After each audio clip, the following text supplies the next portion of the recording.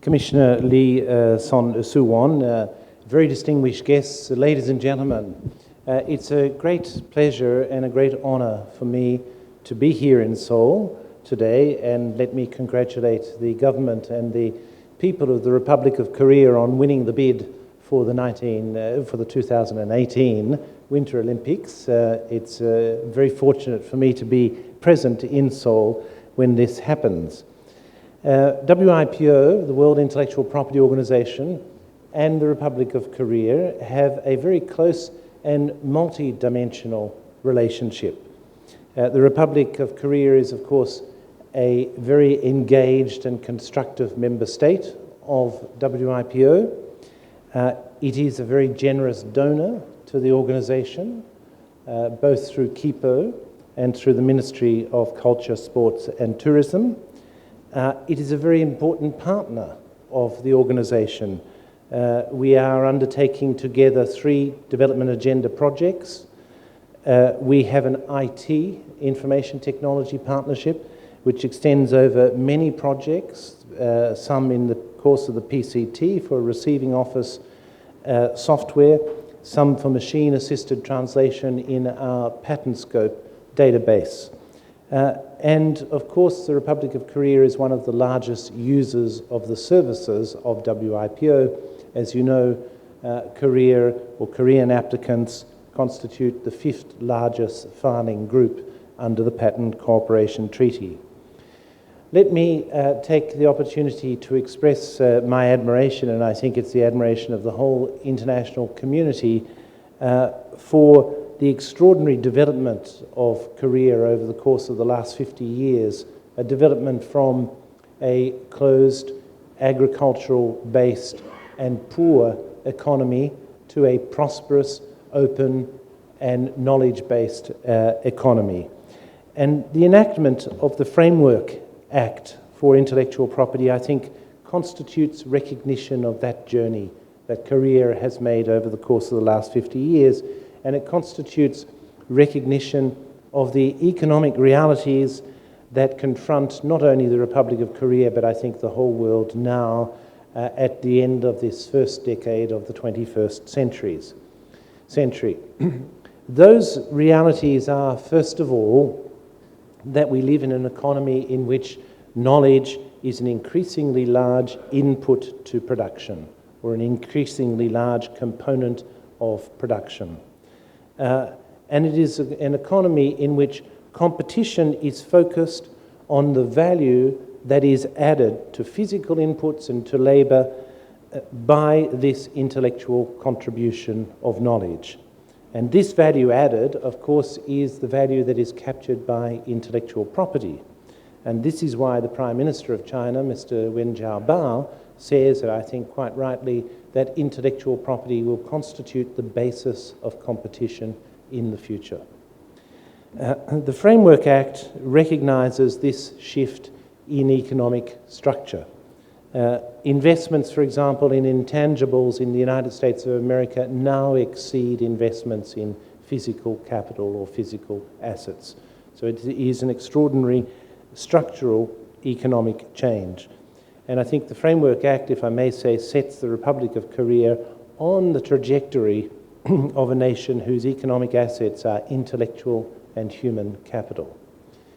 The other reality, of course, that we confront in the contemporary age is that the knowledge base of production, this increased knowledge base of production, introduces a much greater degree of complexity into intellectual property policy. All sectors of the economy are now technology intensive or knowledge intensive. It crosses the whole of the economy. And a wider range of actors therefore encounter rights in relation to knowledge or intellectual property rights.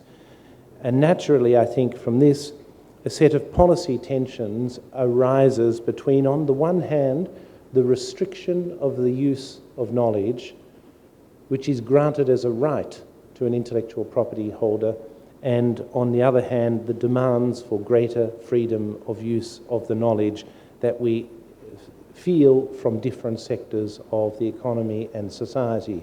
And we have seen that play out, of course, with respect to the internet and content, with respect to the production of pharmaceutical drugs and access to medicines, with respect to agricultural innovation and food security.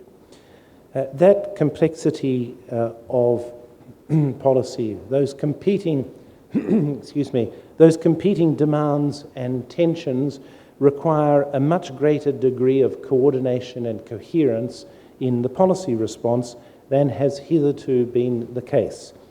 And thus, one can only applaud the direction of the Framework Act on intellectual property in constituting an interministerial or an interagency approach under the Prime Minister to the question of intellectual property policy. The same sets of economic realities are also at play internationally, of course, and they have changed considerably the landscape for intellectual property policy internationally. So we see, and these changes, I think, as the Prime Minister has said this morning, emphasise the need for international cooperation in the field of intellectual property. So we see, of course, that with the first reality that I mentioned, the much greater input of knowledge to production, we have around the world 1.1 trillion United States dollars invested every year in research and development. About 30%, the OECD estimates about 30% of global economic output is constituted by the knowledge-intensive or the technology-intensive industries, some $15.7 trillion every year. And in consequence, we have an enormous demand for intellectual property rights. Some 1.9 million patent applications are filed around the world every year, 3.3 million trademark applications, and 700,000 industrial design applications. This emphasizes the need for efficient global intellectual property systems that respond to the needs of industry, researchers, and users. And I think we have those in the Patent Cooperation Treaty, the PCT, the Madrid system for trademarks, and the Hague system for industrial designs, but they are all, of course, in need of a process of continuous improvement for the services that they deliver. We see also in the current economic international realities enormous shifts in the geography of economic production and in the geography of technology production.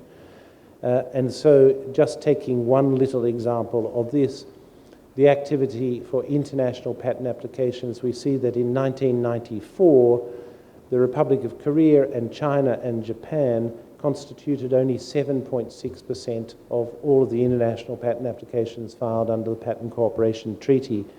In 2010, it was 33%.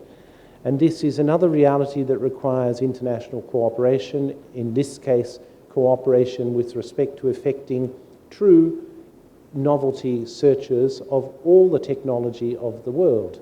And this can only be done, I think, through collaboration between the patent offices and through enhanced machine-assisted technology.